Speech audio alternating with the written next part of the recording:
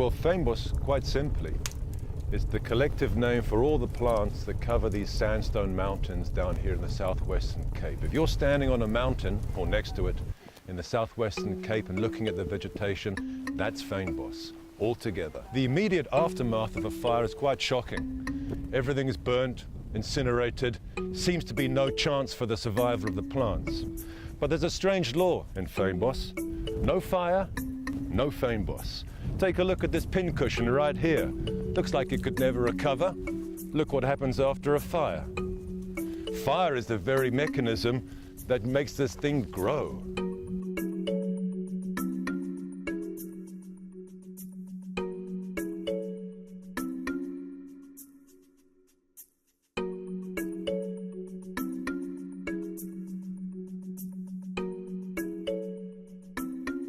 Controlled burns are planned meticulously in the months before.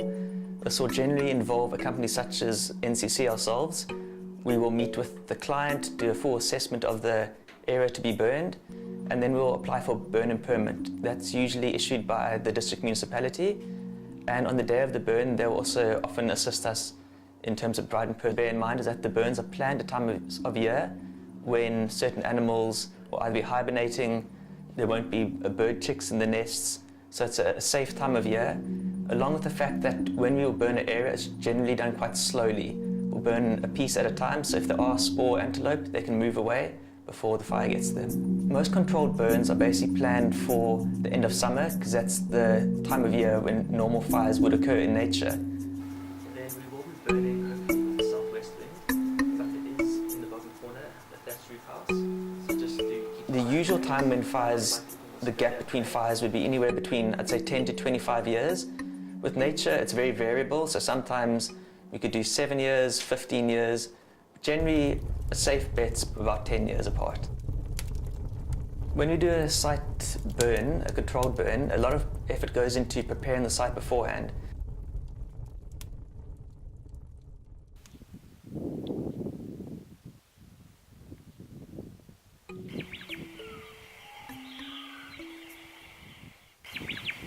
So what actually does fire do?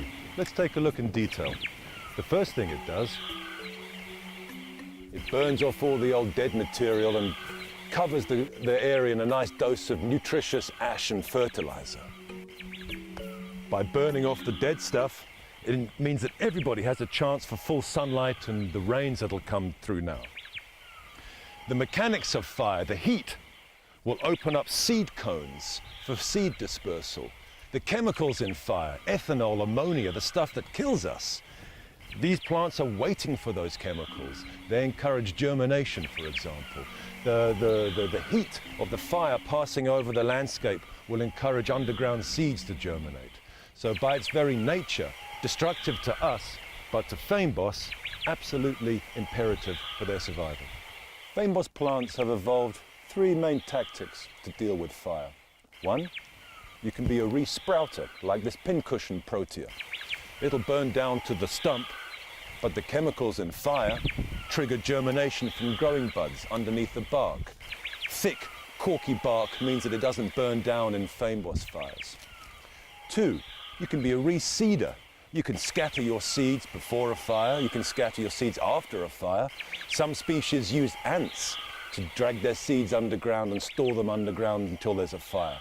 This is a protea cone bush. It waits until the fire has opened up its cones, the seeds grow a little root, nudges it out of the cone onto the ground. Third method, you can be what I call a stay undergrounder. You can live your life as a bulb underground. When there's a fire, clears the area, up you come. These Watsonias are a good example. These in their iris family. And incidentally, if we were hunter-gathering a few 100,000 years ago, these are what we'd be digging up and eating for our breakfast.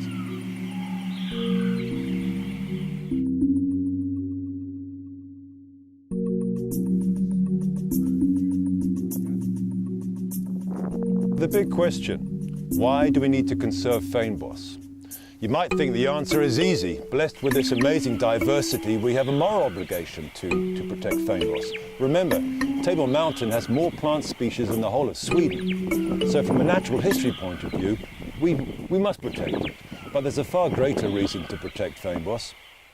In South Africa, a country with never-ending water crisis, it's a fact that 1 glass of water in 5 in South Africa comes off mountains covered in fynbos.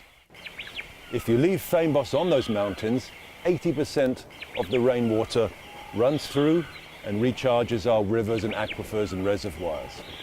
If you let alien vegetation cover these mountains, eucalyptus trees, pine trees, they will suck up to 70% of the rainwater, exacerbating the water crisis. If you want to turn on your tap and get a glass of water in South Africa, you need to conserve fynbos.